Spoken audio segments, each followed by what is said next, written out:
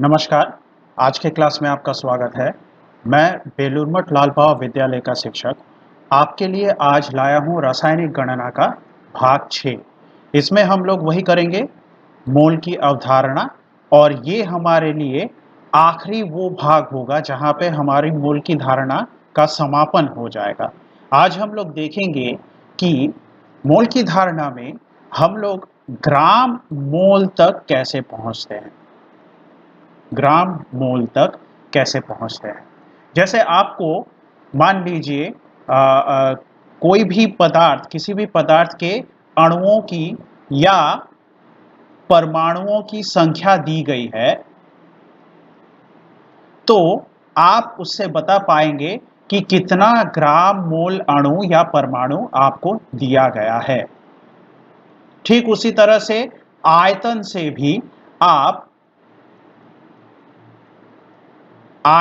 भी आप ग्राम मोल तक जा पाएंगे। ठीक उसी तरह से मात्रा से भी ग्राम मोल तक हम लोग जाएंगे।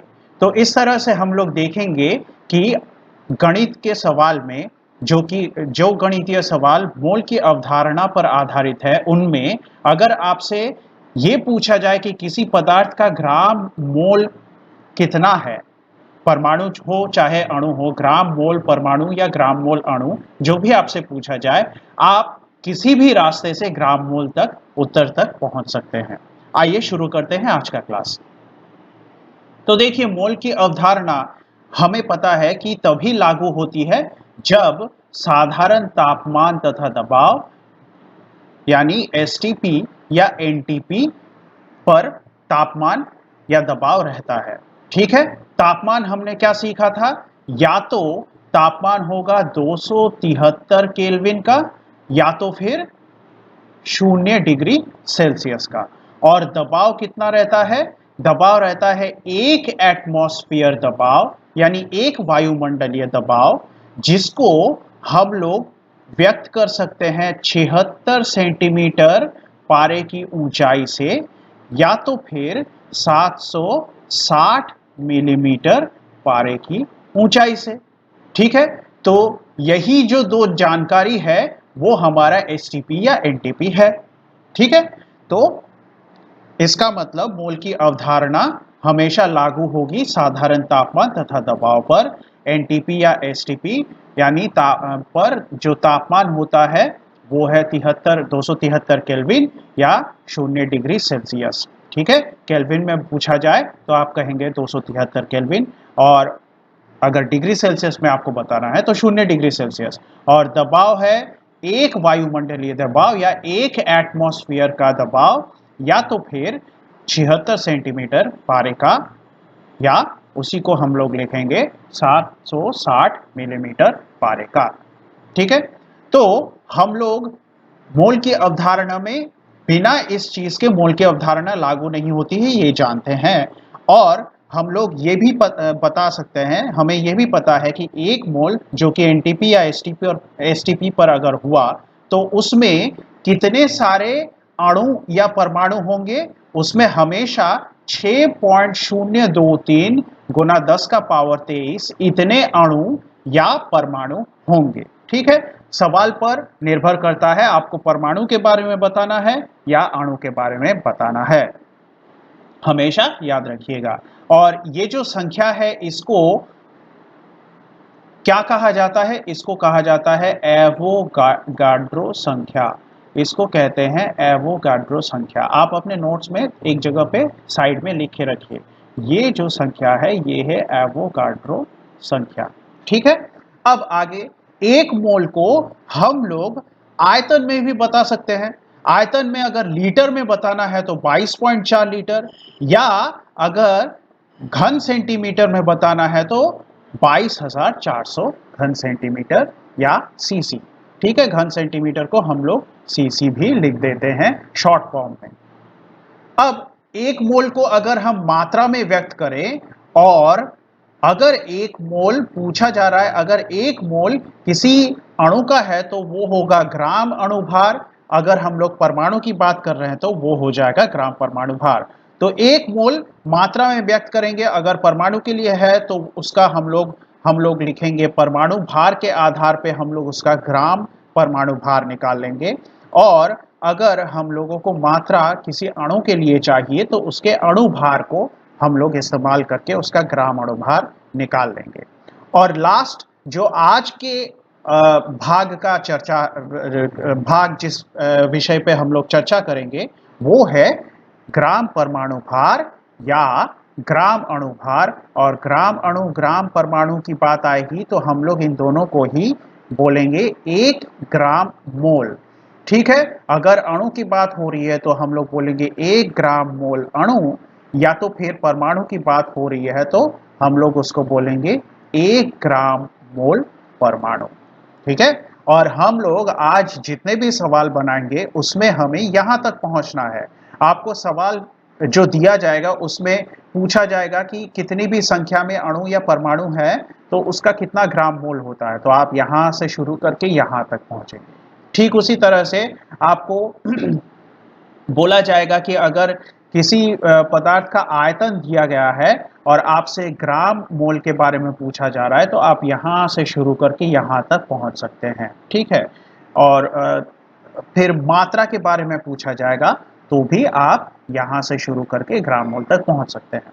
तो आइए देख लेते हैं कैसे ये सारे के सारे सवाल बनेंगे। तो आज का हमारा पहला सवाल है, एनटीपी पर 18.069 गुना 10 का पावर 23 सल्फर के परमाणु का अर्थ कितना ग्राम परमाणु सल्फर होगा। ठीक है, ध्यान से देखिए, सवाल में आपसे पूछा जा रहा है कि सल्फर के इतने सारे परमाणु अगर आपके पास हैं तो इसका मतलब इतने सारे सल्फर के परमाणु को हम लोग कितना ग्राम परमाणु सल्फर कह सकते हैं। ठीक है, तो सवाल को बनाना शुरू करते हैं। अब आपके पास संख्याएं दी गई है, आपको ध्यान में ये रखना है कि ये संख्या परमाणु की है या अणु की है। आपको साफ साफ यहाँ पे दिखाई दे रहा है कि ये जो संख्या है ये संख्या सल्फर के परमाणुओं की है। तो अगर हम लोग संख्या के आधार पे मोल की अवधारणा को बनाना चाहें तो हम लोग क्या कहेंगे कि अगर हमारे पास 6.023 गुना 10 का पावर 23 सल्फर के परमाणु होते, देखिए आप ध्यान से, सल्फर का चिन्ह कैपिटल एस है, सल्फर के परमाणु होते तो इसका मतलब हम लोग उसको बोलते 1 मोल सल्फर, है ना। क्यों? क्योंकि हमारा जो पहला चार्ट है जो हम लोग हर रोज हर क्लास में, हर रोज नहीं हर क्लास में करते हैं, वो क्या है, वो है इतनी संख्या ही 1 मोल है पदार्थ की, अगर वस्तु एनटीपी या एसटीपी पर है तो। ठीक है, तो अब हमारे पास हिसाब दिख रहा है कि 6.023 गुना 10 का पावर 23 सल्फर के परमाणु मतलब 1 मोल सल्फर होता है। तो क्या मैं ये नहीं कह सकता कि 6.023 गुना 10 का पावर 23 सल्फर के परमाणु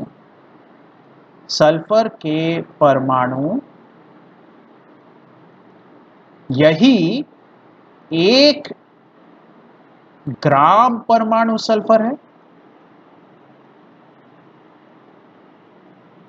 क्यों?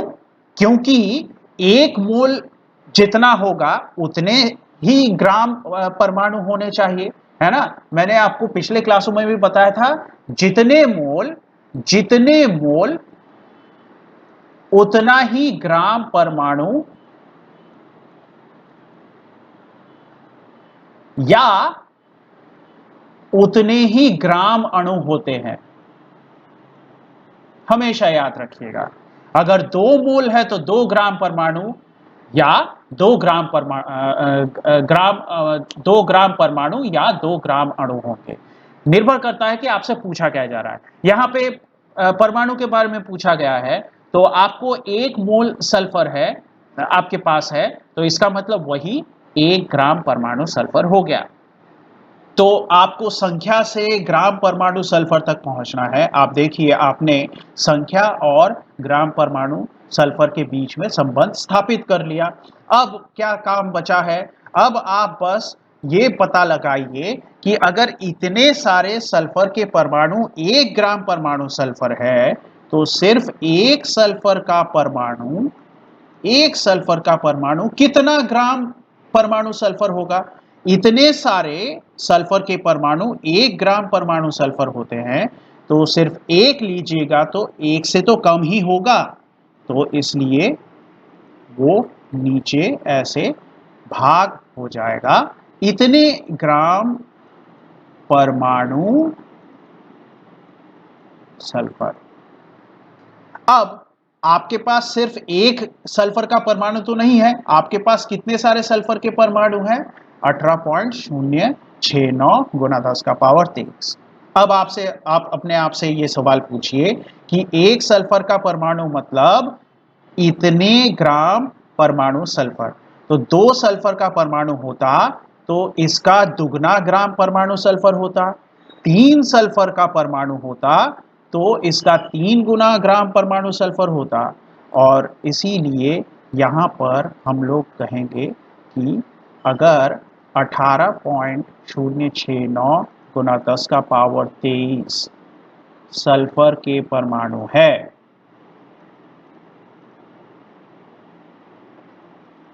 तो वो इसका 18.069 गुना 10 का पावर 23 इतने ग्राम परमाणु सल्फर होंगे। ठीक है, आप ध्यान दीजिए, 10 का पावर 23 कट गया और ये इस चीज को 3 बार में काटता है। ध्यान से आप काट के देखिएगा, 3 बार में कट जाएगा और आपको मिलेगा 3 ग्राम परमाणु सल्फर। तो आपको उत्तर मिल गया कि इतने सारे सल्फर के परमाणु का मतलब 3 ग्राम परमाणु सल्फर होता है। ठीक है, तो आइए देख लेते हैं। ये देखिए, 6.023 गुना 10 का पावर 23 सल्फर के परमाणु मतलब हमने कह दिया कि ये तो 1 मोल सल्फर है। ठीक है, और इसीलिए हम लोग आगे कह सकते हैं कि इसका मतलब क्या हो गया? 6.023 गुना 10 का पावर 23 सल्फर के परमाणु वो ही 1 ग्राम मोल सल्फर भी है ना? क्योंकि 1 मोल सल्फर ही 1 ग्राम मोल सल्फर होता है, और 1 ग्राम मोल यानी ग्राम परमाणु ग्राम मोल एक ही चीज है, याद रखिएगा। इसलिए मैं हर बार वहां पे चार्ट में आपको दिखा देता हूं कि ग्राम परमाणु या ग्राम अणु वो ही ग्राम मोल होता है। ठीक है, तो इसका मतलब यहाँ पर हमें ये जो संबंध है ये स्थापित होता हुआ दिख गया कि संख्या अगर इतनी है तो कितना ग्राम मोल सल्फर होगा। हमें चाहिए इतने सल्फर के परमाणु का हिसाब, तो आप इतने सल्फर के परमाणु के बारे में लिखेंगे तो आपको 1/6.023 गुना 10 का पावर 23 उसका गुणा करना पड़ेगा 18.069 गुना 10 का पावर 23 से, और आपको कुल मिला के कितना ग्राम परमाणु सल्फर है वो मिल जाएगा। आपका यहाँ पे हिसाब 10 का पावर 23 काट दीजिए और ये कट के ये आ गया 3। आपका उत्तर होगा 3 ग्राम परमाणु सल्फर। ठीक है, तो ये हमारा पहला सवाल बन गया। आइए अगले सवाल पे चलते हैं। हमारा अगला सवाल है, एसटीपी पर 6.023 गुना 10 का पावर 22 अमोनिया के अणु कितने ग्राम अणु अमोनिया के बराबर होंगे? ठीक है, और यहाँ पे आपको ब्रैकेट के अंदर दे दिया गया है नाइट्रोजन, इसका परमाणु भार 14 होता है और हाइड्रोजन इसका परमाणु भार 1 होता है। अब इस सवाल को करने से पहले कुछ बातों पे ध्यान दीजिए आप बहुत अच्छी तरह से। देखिए, यहाँ पे ये जो संख्या दी गई है एमोनिया के अणुओं की संख्या, इस पे ध्यान दीजिए। बहुत बार ऐसा होता है कि ये जो संख्या है इसको देखते ही लोग इस निष्कर्ष पे पहुंच जाते हैं कि 10 का पावर 22 तो नहीं होता है, 10 का पावर 23 होता है, इसका मतलब ये सवाल गलत है। बिल्कुल नहीं, ये सवाल सही है। ठीक है, आपसे सवाल पूछा ही जा रहा है ये इस संख्या के आधार पे कि 6.023 गुना 10 का पावर 22 एमोनिया के अणु मतलब कितने ग्राम अणु एमोनिया होंगे। ठीक है, आपको सिर्फ कंफ्यूज करने के लिए इसको एवोगाड्रो संख्या के इतने करीब रखा गया है। ठीक है, ताकि आप ये देखकर आप सोचे कि ये तो एवोगाड्रो संख्या है। कुछ कुछ लोग यहाँ पर अगर उनका ध्यान नहीं है तो वो यहाँ पे 23 बैठा के ही इस सवाल को बना देंगे, जो कि गलत हो जाएगा। कुछ कुछ लोग यहाँ पे इसको मान ही लेंगे कि शायद सवाल में मिसप्रिंटिंग हुई है, तो उस हिसाब से भी उनके सवाल बनाने पर असर पड़ता है। ठीक है, तो आप ध्यान दीजिए कि यहाँ पे सवाल पे कोई गड़बड़ नहीं है, कोई गलती नहीं है। यहाँ पे आपसे सवाल पूछा ही जा रहा है इतने सारे अमोनिया के अणुओं के बारे में। ठीक है, इतना आप समझ लीजिए। अब आगे दूसरी बात, यहाँ पे आप ध्यान दीजिए कि आपको नाइट्रोजन का परमाणु भार और हाइड्रोजन का परमाणु भार दिया गया है, लेकिन ये इसकी जरूरत आपको इस सवाल को बनाने के लिए नहीं पड़ेगी। बहुत बार सवालों में इस तरह की जानकारियां दे दी जाती है, तो आपको ये परेशानी हो जाती है कि ये जानकारी दी गई है तो हमें ये जानकारी का इस्तेमाल करना ही पड़ेगा। लेकिन आप थोड़ा सा सोचिए, आपको सवाल पूछा जा रहा है अणुओं की संख्या से ग्राम अणु तक आपको पहुंचना है इस सवाल में, और इस सवाल में कहीं पर भी मात्रा नहीं आ रही है। मात्रा इस सवाल में नहीं आ रही है। जहां पे मात्रा नहीं आ रही है वहां पे परमाणु भार, अणु भार, इनका कोई काम नहीं होगा। ठीक है, तो अगर आपको मात्रा से काम नहीं लेना है तो आपको इसकी जरूरत नहीं पड़ेगी। आपके सवाल में ये जरूर दिया गया है, लेकिन ये आपको कंफ्यूज नहीं करना चाहिए। इसलिए आप सवाल को देखिए, क्या यहाँ पे आपको कहीं पे भी मात्रा के बारे में पूछा जा रहा है? ठीक है, कि इतने मात्रा की अमोनिया, कितने ग्राम अणु अमोनिया होगी, नहीं पूछा जा रहा है। ठीक है, या तो फिर इतने सारे अमोनिया के अणु मतलब कितनी ग्राम अमोनिया होगी, ये भी नहीं पूछा जा रहा है। आपसे ग्राम अणु के बारे में पूछा जा रहा है, कितने ग्राम अमोनिया होगा नहीं पूछा जा रहा है। इन दो शब्दों में अंतर फिर से अपने दिमाग में बैठा लीजिए। ग्राम के साथ अणु शब्द जुड़ा हुआ है, और जब भी ऐसा रहेगा, ग्राम के साथ परमाणु शब्द जुड़ा हुआ रहेगा या ग्राम के साथ अणु शब्द जुड़ा हुआ रहेगा, तो ही हम बोलेंगे कि ये तो एक मोल के बारे में पूछा जा रहा है। मतलब अगर 1 ग्राम अणु 1 ग्राम परमाणु है, तो वो चीज हमेशा 1 मोल के बारे में बात हो रही है। 1 ग्राम अणु यानी 1 मोल होगा, 1 ग्राम परमाणु यानी 1 मोल होगा। ठीक है, लेकिन अगर आपको बोला जाए कि इतने ग्राम एमोनिया ही है, इतने ग्राम एमोनिया है, तो यहाँ पे 1 मोल नहीं, यहाँ पे आपको मात्रा के बारे में पूछी जा रही है। ठीक है, आपके दिमाग में ये बिल्कुल साफ साफ बैठा लीजिए, नहीं तो बहुत ज्यादा कंफ्यूजन होती है। लोग बार बार ग्राम अणु एमोनिया को सोच लेते हैं कि उनको मात्रा में उत्तर देना है। बिल्कुल नहीं, ये ऐसा नहीं होता है। ग्राम अणु अमोनिया यानी आप कितने मोल है आपसे पूछा जा रहा है, अपने दिमाग में ये बैठा के रखिए। ठीक है, आइए बढ़ते हैं आगे। तो आपसे सवाल क्या पूछा गया है? आपसे सवाल पूछा गया है कि 6.023 गुना 10 का पावर 22 अमोनिया के अणु मतलब कितने ग्राम अणु अमोनिया होंगे। शुरू करते हैं। संख्या से है तो आप संख्या एवोगाड्रो संख्या से शुरू कीजिए। इतने सारे एमोनिया के अणु, देखिए मैंने ये वाला नहीं लिखा यहां पर, मैं तो शुरू कर रहा हूं हमारे चार्ट में जो एवोगाड्रो संख्या दी गई है वहां से, कि हमें पता क्या है। हमें पता है कि अगर हमारे पास इतने सारे अमोनिया के अणु होंगे तो हम कहेंगे कि वो 1 मोल अमोनिया है, हम ऐसा कहेंगे। ठीक है, तो हम लोग इसी चीज को ऐसा भी कह सकते हैं कि अगर हमारे पास इतने सारे ही अणु हैं अमोनिया के, तो वो 1 मोल अमोनिया तो है ही, लेकिन उसको मैं ऐसा भी कह सकता हूं 1 ग्राम अणु एमोनिया, ऐसा भी कह सकता हूं।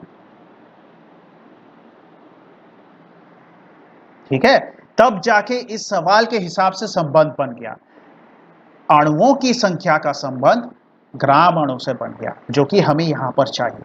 अब आपसे सवाल जो पूछा गया है उसका उत्तर देने के लिए आप तैयार हैं। तो अगर आपके पास इतने सारे एमोनिया के अणु हैं तो इसका मतलब वो आपका 1 ग्राम अणु एमोनिया हो गया। तो आपको बताना है कि आपके पास अगर 6.023 गुना 10 का पावर 22 एमोनिया होते, इतने अमोनिया के अणु होते, तो आपको कितने ग्राम अणु मिलते। ठीक है, तो जैसा कि हम लोग हर बार सवाल बनाते हैं, हम लोग सबसे पहले पता लगाएंगे कि एक एमोनिया का अणु कितना ग्राम अणु एमोनिया होता है। तो इतने सारे एमोनिया के अणु यानी 1 ग्राम अणु, तो एक एमोनिया का अणु 1 से कम ही होना चाहिए, 1 से कम ही होगा। और वो इसलिए होगा क्योंकि ये जो एमोनिया के अणु हैं ये यहाँ पे आके भाग हो जाए, तो इतने सारे ग्राम अणु एमोनिया।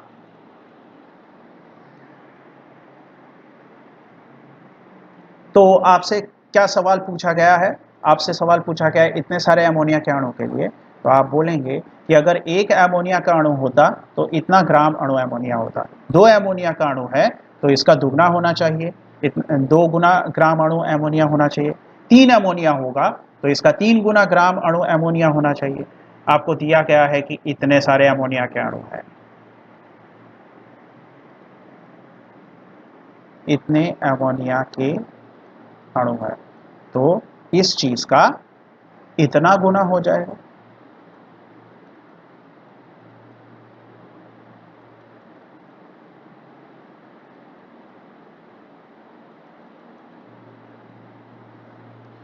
ग्राम अणु एमोनिया, ये बहुत आसान है। देखिए, आप इसको और इसको कैंसिल कर दीजिए। अब ध्यान दीजिए, यहाँ पे 10 का पावर 22 है, यहाँ पे 10 का पावर 23 है, इसका मतलब नीचे एक 10 ज़्यादा मिलेगा आपको। तो ये 10 का पावर 22 यहाँ से आपके 22 शून्य को काट देगा और सिर्फ एक ही 10 बचा रहेगा, और हमें मिलेगा 1/10 यानी 0.1 ग्राम अणु एमोनिया। ठीक है, तो आशा करता हूं आपको सवाल समझ में आया होगा। ठीक है, पिछले पिछले सवाल में हम लोगों ने परमाणुओं से ग्राम परमाणु तक हम लोग पहुंचे थे। इस सवाल में आप देखिए अणुओं से ग्राम अणु तक पहुंचे। ठीक है, मैं आपको हर तरह से सवालों को बना के दिखा रहा हूं। तो देख लेते हैं कि सवाल कैसे बनेगा। ये देखिए, 6.023 गुना 10 का पावर 23 एमोनिया, हमें शुरू ही करना है 1 मोल के हिसाब से। तो 6.023 गुना 10 का पावर 23 एमोनिया के अणु, मतलब हमें पता है कि 1 मोल एमोनिया होता है। ठीक है, तो 1 मोल एमोनिया होता है, तो इसी को हम क्या कह सकते हैं? इसी को हम कह सकते हैं कि 6.023 गुना 10 का पावर 23 एमोनिया मतलब ही 1 ग्राम अणु एमोनिया होगा, है, क्योंकि 1 मोल ही 1 ग्राम अणु होता है। तो अब इतने सारे एमोनिया मतलब 1 ग्राम अणु एमोनिया, तो इतने सारे एमोनिया के अणु मतलब कितना ग्राम अणु एमोनिया? तो वही अब पता लगाना है कि इतने सारे एमोनिया के अणु मतलब 1/6.023 गुना 10 का पावर 23, इसका गुना 6.023 गुना 10 का पावर 22, इतने ग्राम एमोनिया। ठीक है, तो ये और ये कैंसिल हो जाएगा, ये यहाँ से कैंसिल होके नीचे एक ही 10 पड़ा रहेगा। तो 1/10 ग्राम अणु एमोनिया मतलब आप कहेंगे 0.1 ग्राम अणु एमोनिया। ये हो गया आपका उत्तर। आइए आगे बढ़ते हैं। अगला सवाल देखिए, पूछा जा रहा है एनटीपी पर 112 लीटर नियॉन, नियॉन का चिन्ह यहाँ पे लिखा नहीं गया है, आपको पता होना चाहिए। नियॉन गैस का मतलब कितना ग्राम परमाणु नियॉन गैस होगा। अब याद कीजिए, मैंने आपसे पिछले ही क्लास में ये कहा था कि जब भी आपको किसी गैस के बारे में पूछा जाए तो आप ध्यान दीजिएगा कि वो गैस निष्क्रिय गैस है या नहीं, यानी आपके आवर्त सारणी में वो गैस नोबल गैस या निष्क्रिय गैसों में आते हैं या नहीं। कौन से वाले नोबल या निष्क्रिय गैस है? हीलियम, नियॉन, ठीक है, जीनॉन, क्रिप्टॉन, ये सारे के सारे निष्क्रिय गैस है। तो अगर ये सारे के सारे गैस है तो आप ध्यान रखिएगा कि ये जितने भी गैस है इनके अणु ये खुद ही बना लेते हैं। मतलब ये गैस के रूप में जब घूमेंगे तो हीलियम अकेला उसका परमाणु ही उसके गैस में ऐसे घूमता रहेगा। ठीक है, कभी ऐसा नहीं होगा कि दो हीलियम मिल गए या ये हीलियम किसी और के साथ मिल गया। क्यों? क्योंकि ये लोग निष्क्रिय होते हैं, किसी और के साथ प्रतिक्रिया नहीं कर पाते हैं, इसलिए ये लोग अकेले ही खुद ही घूम फिर के मतलब इकट्ठा होकर ये गैस बना लेते हैं। इसलिए हीलियम, नियॉन, जीनॉन, क्रिप्टॉन, ये जितने भी निष्क्रिय गैस है ये लोग ऐसे ही गैस के रूप में घूमेंगे और हम लोग इन्हें परमाणु के रूप में ही देखेंगे।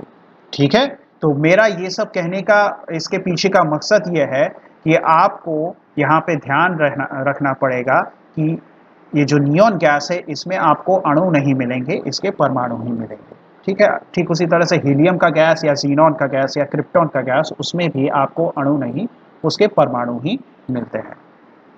तो आइए अब सवाल को बनाते हैं। आपसे पूछा जा रहा है कि 112 लीटर नियॉन गैस आपके पास है, तो इसका मतलब कितना ग्राम परमाणु नियॉन गैस है ना? मैंने कहा था कि इसके परमाणु ही इसका गैस बना लेंगे, तो कितने ग्राम परमाणु नियॉन गैस है। तो इसका मतलब आयतन के साथ ग्राम परमाणु का संबंध स्थापित करना है, और मोल के हिसाब से आयतन में अगर जाना चाहें वो भी लीटर में, हम क्या बोलेंगे कि 22.4 लीटर नियॉन गैस अगर होता, 22.4 लीटर नियॉन गैस मतलब 1 मोल नियॉन गैस है। ये तो आसान है, ये तो अभी तक सबके दिमाग में बैठ जाना चाहिए कि इतना लीटर नियॉन गैस आपके पास आ गया तो इसका मतलब वो 1 मोल नियॉन गैस हो गया। तो हम लोग यहाँ पे मोल की जरूरत नहीं है, यहाँ पे किसकी जरूरत है? ग्राम परमाणु की जरूरत है। तो हम लोग ये बोलेंगे कि 22.4 लीटर नियॉन गैस ही तो 1 ग्राम परमाणु नियॉन है।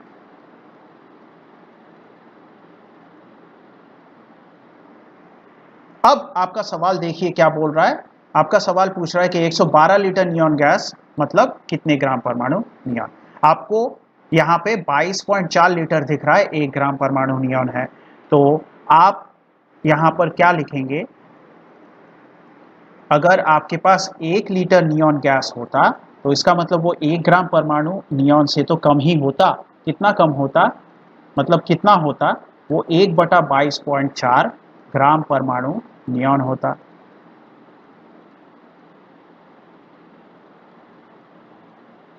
और अगर 1 लीटर नियॉन गैस इतना ग्राम परमाणु नियॉन होता तो 2 लीटर नियॉन गैस इसका दुगना होता, 3 लीटर नियॉन गैस इसका 3 गुना होता, तो इतना लीटर नियॉन गैस इसका इतना गुना हो जाता। तो 112 लीटर नियॉन गैस 1/22.4 गुना 112 ग्राम परमाणु नियॉन होगा। ठीक है, तो आप इसको कैंसिल करके देखिएगा, आपको मिलेगा ये 5 बार में कैंसिल होता है। तो आपको मिलता है 5 ग्राम परमाणु नियॉन। ये आपका उत्तर हो गया। तो आइए देख लेते हैं कि यहाँ पे क्या हो रहा है। 22.4 लीटर नियॉन गैस मतलब आपको लिखना है कि वो तो 1 मोल नियॉन होगा। अब हमें मोल की ज़रूरत नहीं है, हमें ग्राम परमाणु की ज़रूरत है। तो हम लोग बोलेंगे तो 22.4 लीटर नियॉन गैस वो वही तो 1 ग्राम परमाणु नियॉन है, लेकिन हमें निकालना है कि 112 लीटर नियॉन गैस कितना ग्राम परमाणु नियॉन है। तो हम बोलेंगे कि 112 लीटर नियॉन गैस मतलब 1/22.4 गुना 112 ग्राम परमाणु नियॉन है। आप इसको कैंसिल कीजिए, आपको मिलेगा 5 ग्राम परमाणु नियॉन। तो अगले सवाल की तरफ चलते हैं। अगला सवाल है एसटीपी पर 5.6 लीटर जल कितने ग्राम मोल जल के समान होगा। ठीक है, तो आइए बनाते हैं। हमने अब तक सीख लिया है कि आपको आयतन से अगर ग्राम मोल या ग्राम अणु परमाणु कहीं पे भी वहां पे जाना है, आयतन से जाना है, तो आपको शुरू तो 22.4 लीटर से ही करना पड़ेगा। तो 22.4 लीटर आपके पास जल है, तो आप उसको बोलेंगे 1 मोल जल।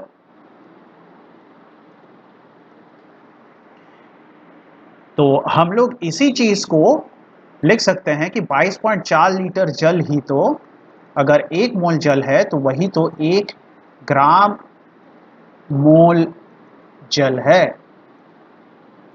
वही तो पूछा जा रहा है आपसे कितने ग्राम मोल जल, तो आपको ग्राम मोल तक पहुंचना है। तो 22.4 लीटर जल मतलब ही 1 ग्राम मोल जल। सवाल है कि 5.6 लीटर जल मतलब कितना ग्राम मोल जल।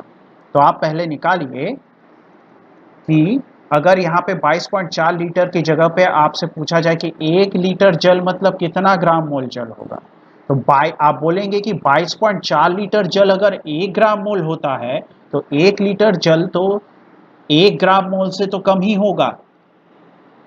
और वो कितना होगा, 1/22.4 ग्राम मोल जल।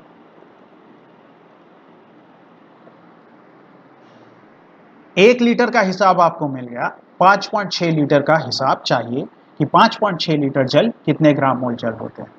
आप बोलेंगे कि अगर 1 लीटर जल इतने ग्राम मोल जल होते हैं तो 2 लीटर जल जरूर इसका दुगना ग्राम मोल होगा, 3 लीटर जल इसका 3 गुना होगा।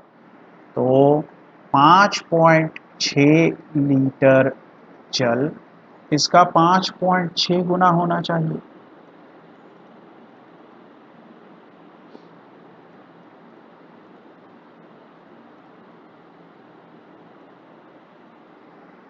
आप इसको इसको बनाइए, आपको मिलेगा 0.25 ग्राम मोल जल। ठीक है, तो आइए देख लेते हैं कि यहाँ पर क्या हो रहा है। तो 22.4 लीटर जल मतलब 1 मोल जल। तो हम बोलेंगे कि 22.4 लीटर जल 1 मोल है, तो इसका मतलब 22.4 लीटर ही तो 1 ग्राम मोल जल हो गया। तो हमें चाहिए 5.6 लीटर, तो 5.6 लीटर जल मतलब 1/22.4 गुना 5.6 ग्राम मोल जल। ठीक है, इसको करेंगे तो आपको मिल जाए। अच्छा, इसको एक बार दिखा देता हूँ मैं। देखिए 1/22.4 गुना, बहुत लोगों को यहाँ पे परेशानी होते हुए देखा है मैंने, क्योंकि मैथ्स की प्रैक्टिस अगर कम है तो ये सब चीज़ें बहुत ही ज़्यादा मुश्किल करती है। तो देखिए यहाँ पे एक बिंदु के पहले पॉइंट है, यहाँ पे एक संख्या के पहले पॉइंट है, और यहाँ पे भी एक संख्या के पहले पॉइंट है। ठीक है, तो आप क्या कर सकते हैं, आपको बहुत आसान, मतलब कुछ लोग बोलते हैं कि ये एक ही संख्या के पहले पहले पॉइंट है तो दोनों को हटा दीजिए। असल में होता ये है कि नीचे का यहाँ पे ये ऐसे हो जाएगा, ये 22.4 के नीचे में 10 जो था, मतलब 22.4, उसको अगर हम लोग लिखें कि 224/10, वो जो बटा 10 है वो ऊपर आ गया। और यहाँ पर भी देखिए ये जो 5.6 है इसको लिखेंगे हम लोग 56/10। तो ये 10 कट जाता है, मतलब वही है कि एक संख्या के पहले पॉइंट आ गया और इधर एक संख्या के पहले पॉइंट आ गया, इन दोनों को हटा दिया तो देखिए वही आता है। अब इसको करेंगे आप तो ये 4 बार में कटता है और 1/4 यानी होता है 0.25। ठीक है, तो आपका आंसर भी वही है कि 0.25 ग्राम मोल जल। तो इस तरह से है, ठीक है। तो ये आपका सवाल हो गया। अगले सवाल की तरफ चलते हैं। अगला सवाल है, एनटीपी पर 100 ग्राम नियॉन गैस का मतलब कितना ग्राम परमाणु नियॉन गैस होगा। फिर से देखिए, ये नियॉन गैस यानी निष्क्रिय गैस है और इसके गैस इसके परमाणु ही बना देते हैं, ठीक है। तो इसका मतलब, इसलिए हमें यहाँ पे देखिए ग्राम परमाणु पूछा जा रहा है। और यहाँ पे एक और चीज ध्यान दीजिए, फिर से ही आपको नियॉन का परमाणु भार दे दिया गया है। अब देखिए ध्यान से, यहां पर आपको क्या क्या मांगा गया है आपसे, कितना ग्राम परमाणु नियॉन गैस होगा, ठीक है, कितना ग्राम परमाणु नियॉन गैस। लेकिन आपको पहुंचना है इस ग्राम परमाणु तक कहां से, मात्रा से, ठीक है। इतना ग्राम नियॉन दिया गया है, इस ग्राम के पीछे में अणु परमाणु नहीं लगा है, तो इसका मतलब ये मात्रा की बात हो रही है। तो 100 ग्राम नियॉन गैस मतलब कितना ग्राम परमाणु नियॉन होगा, ठीक है।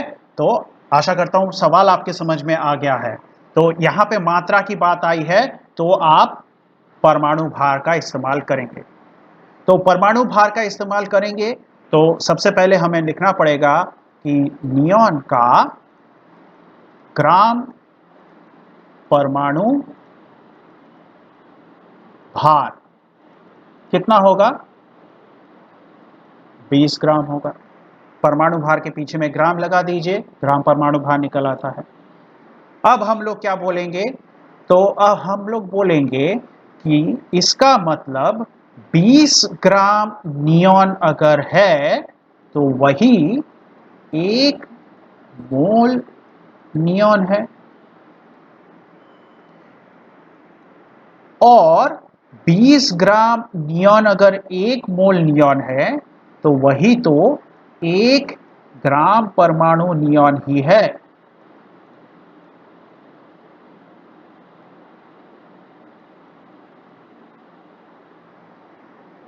अब हमसे पूछा जा रहा है कि तो अगर भी, अब आपके पास देखिए ये संबंध स्थापित हो गया, तो 20 ग्राम नियॉन मतलब 1 ग्राम परमाणु नियॉन, और सवाल आपसे पूछा गया है कि 100 ग्राम नियॉन मतलब कितना ग्राम परमाणु नियॉन।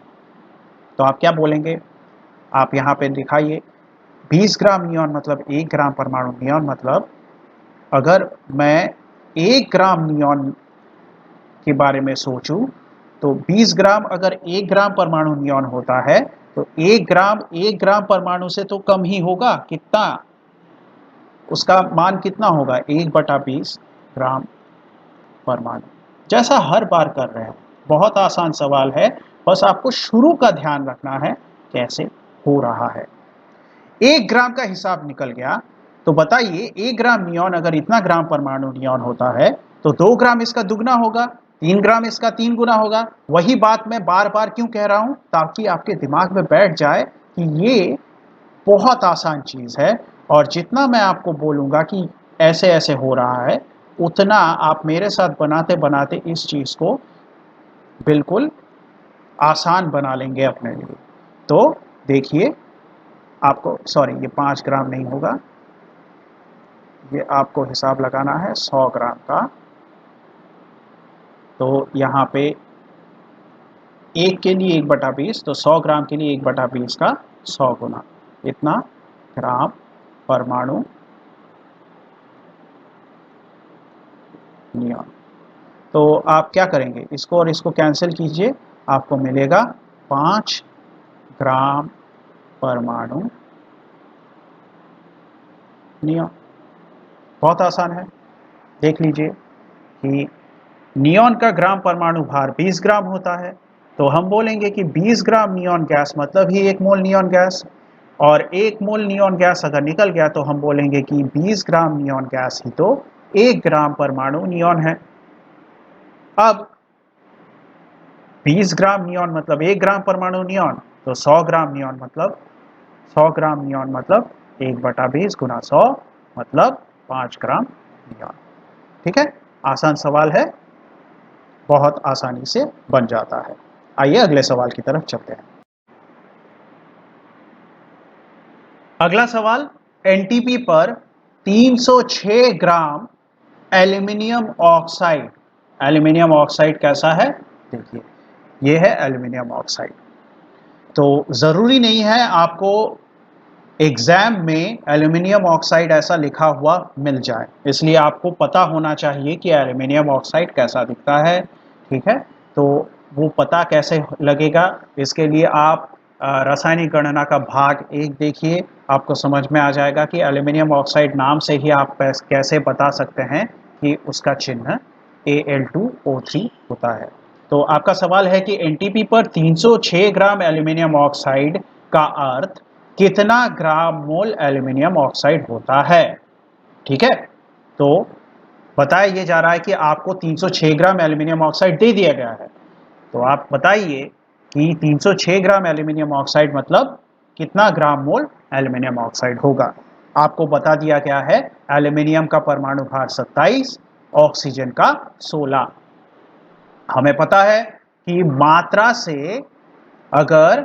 मात्रा से अगर हम मोल की अवधारणा का कोई भी गणित बनाना शुरू करें तो हम लोगों को ग्राम अणुभार या ग्राम परमाणु भार की बात करनी ही पड़ेगी। तो इसका मतलब यहाँ पे एक अणु है, एल्यूमिनियम ऑक्साइड कोई परमाणु नहीं है, अणु है। तो इसका मतलब हमें एल्यूमिनियम ऑक्साइड का ग्राम अणुभार निकालना होगा। तो एल्यूमिनियम ऑक्साइड का ग्राम अणुभार निकालते हैं।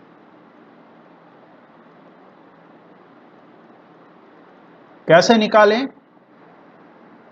अगर ये आपको एल्यूमिनियम ऑक्साइड का चिन्ह नहीं पता कि कैसा दिखता है तो आप नहीं निकाल पाएंगे, इसलिए रासायनिक गणना भाग 1 बहुत ज़रूरी है। वहाँ पे जाइए, अच्छे से सीख लीजिए, क्योंकि अगर सवालों में ये दिया नहीं गया है तो आपके लिए ये सवाल बनाना मुश्किल हो जाएगा। तो देखिए एल्यूमिनियम ऑक्साइड कैसे निकाले। यहाँ पे Al2 यानी 2 एल्यूमिनियम है, 2 एल्यूमिनियम, तो 2 एल्यूमिनियम, हर एल्यूमिनियम का परमाणु भार है 27, तो 2 एल्यूमिनियम के लिए 2 गुना 27। उसके बाद ऑक्सीजन कितने हैं? 3 है, तो 3 ऑक्सीजन है और हर ऑक्सीजन का परमाणु भार है 16। तो आप इसको बनाएंगे, आपको मिलेगा 102 ग्राम अणुभार। मतलब जो अणुभार निकलेगा उसके पीछे में ग्राम बैठा देना। अब आप कहेंगे कि अगर एल्यूमिनियम ऑक्साइड का ग्राम अणुभार 102 ग्राम है तो आराम से ये कहा जा सकता है कि 102 ग्राम एल्यूमिनियम ऑक्साइड बराबर 1 मोल एल्यूमिनियम ऑक्साइड होता है। ठीक है, या हमें क्या चाहिए? ग्राम मोल चाहिए ना, यहाँ पे तो मोल है, तो 102 ग्राम एल्यूमिनियम ऑक्साइड को हम 1 ग्राम मोल एल्यूमिनियम ऑक्साइड लिख सकते हैं।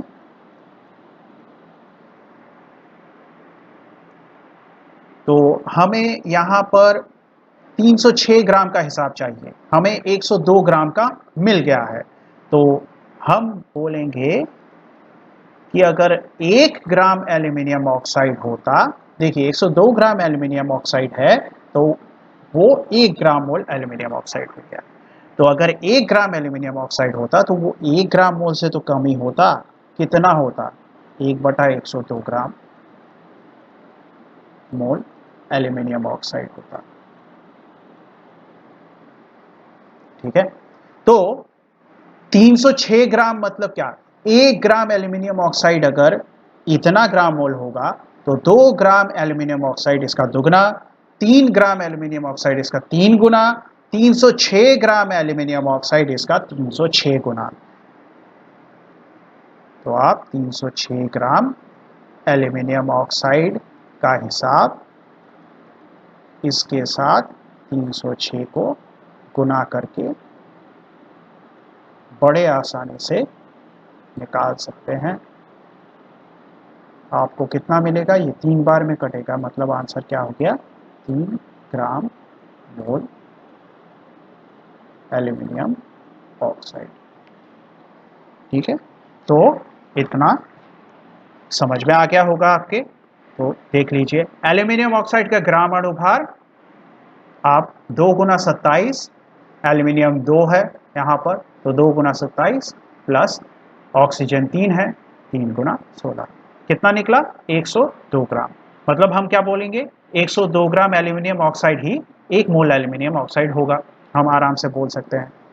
तो 102 ग्राम एल्यूमिनियम ऑक्साइड अगर 1 मोल एल्यूमिनियम ऑक्साइड है, तो हम इसी चीज को बोलेंगे कि या 102 ग्राम एल्यूमिनियम ऑक्साइड मतलब 1 ग्राम मोल एल्यूमिनियम ऑक्साइड। क्यों? क्योंकि हमें यहां पर ही पहुंचना है, ग्राम। तो 306 ग्राम एल्यूमिनियम ऑक्साइड मतलब होगा 1/102 गुना 306। आप इसको कैंसिल कीजिए, 3, इसका मतलब 3 ग्राम मोल एल्यूमिनियम ऑक्साइड। ठीक है, तो इसका मतलब क्या हो गया? इसका मतलब आपको 3 ग्राम एल्यूमिनियम ऑक्साइड अगर चाहिए तो 306 ग्राम एल्यूमिनियम ऑक्साइड जमा करना पड़ेगा।